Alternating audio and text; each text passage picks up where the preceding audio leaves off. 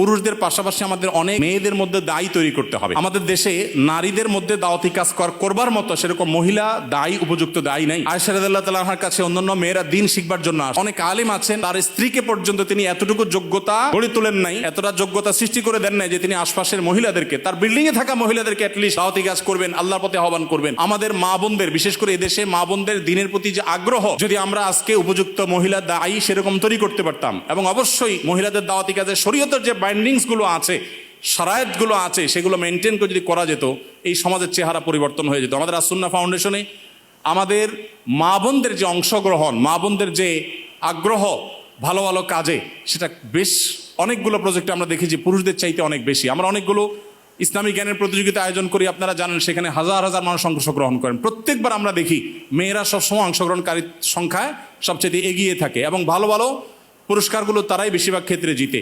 অতএব আমাদের মা বোনদের জন্য দায়ী গড়ে তোলার কাজ আমাদেরকে করতে হবে। আমাদের স্ত্রী, আমাদের বোন, আমাদের মা, তাদেরকে দিনের বেসিক বিষয়গুলো শেখাতে হবে, এবং ওলামায়ে কেরামদের তত্ত্বাবধানে তাদেরকে দায়ী হিসাবে গড়ে তুলতে হবে। আবার দাওয়াতি কাজের জন্য শরিয়ার বাইন্ডিং, শরিয়ার নীতিমালাকে লঙ্ঘন করে এক জেলা থেকে আরেক জায়গায় মাহরাম ছাড়া বা যাচ্ছে তা খুশি করে সংসার স্বামী সব ত্যাগ করে করবেন তিনি, সেই দাওয়াতের কথা আমি বলছি না, কিন্তু বেসিক দাওয়াতি কাজ আমাদের মা বোনদেরকে করতে হবে, এবং তাদেরকেও সেরকম ক্যাপাবল করে আমাদেরকে গড়ে তুলতে হবে। আল্লাহ তো আমাদের সবাইকে সেই তৌফিক দান করুন।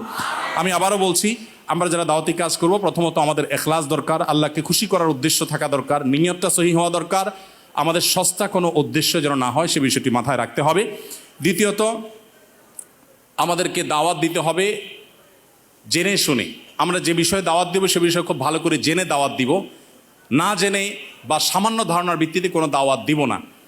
তৃতীয়ত, আমাদের দাওয়াতের ভাষা হবে অত্যন্ত কোমল। বিশেষ করে সোশ্যাল মিডিয়াতে যে পরিমাণ গালিগালাজ অনেক টুপি দাড়ি ধারণকারী, প্রোফাইল পিকচার ধারণকারী অনেকে করে থাকেন, সেটা আমাদের রীতিমতো লজ্জার কারণ হয়।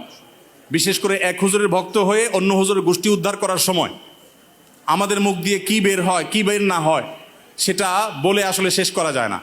ডক্টর খন্দকার আব্দুল্লাহ জাহাঙ্গীর রহমতুল্লাহ একটা কথা বলতেন, স্যার বলতেন যে এই দেশের মানুষের কাছে যদি আল্লাহ জান্নাত জাহান্নামের ফয়সালার জিম্মাদারে দিতেন, তাহলে জান্নাত পুরোটাই খালি থাকতো। কেন খালি থাকতো? কারণ একজনের মতে আরেকজন জাহান্নামী, আবার তার মতে এই জাহান্নামী, তাহলে উভয় গড়ে জাহান্নামী, জান্নাত খালি থেকে যেত। তো আমরা এই যে জাজমেন্টাল কমেল বেশি করি, কাজের কাজ কম করি। আমাদের দাওয়াত হইতে হবে অত্যন্ত বিনয়ের সাথে, ইখলাসের সাথে, তাকওয়ার সাথে, কোমলতার সাথে। আল্লাহ আমাদেরকে সেই তৌফিক দান করুন।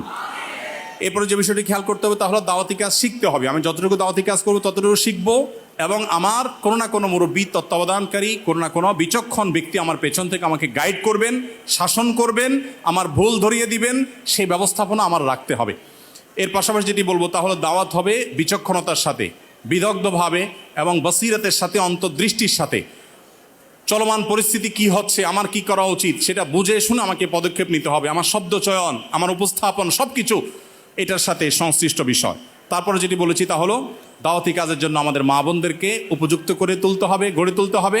তারা এক একজন যাতে অন্যান্য নারীদের মধ্যে শরীয়তের উসুল এবং জওয়াবেত, শারায়েত এগুলো মেনটেন করে তারা যেন দাওয়াতি কাজ করতে পারেন। আল্লাহ রাব্বুল আলামিন আমাদের সবাইকে সেরকম যোগ্য দাঈ ইলাল্লাহ হওয়ার তৌফিক দান করুন।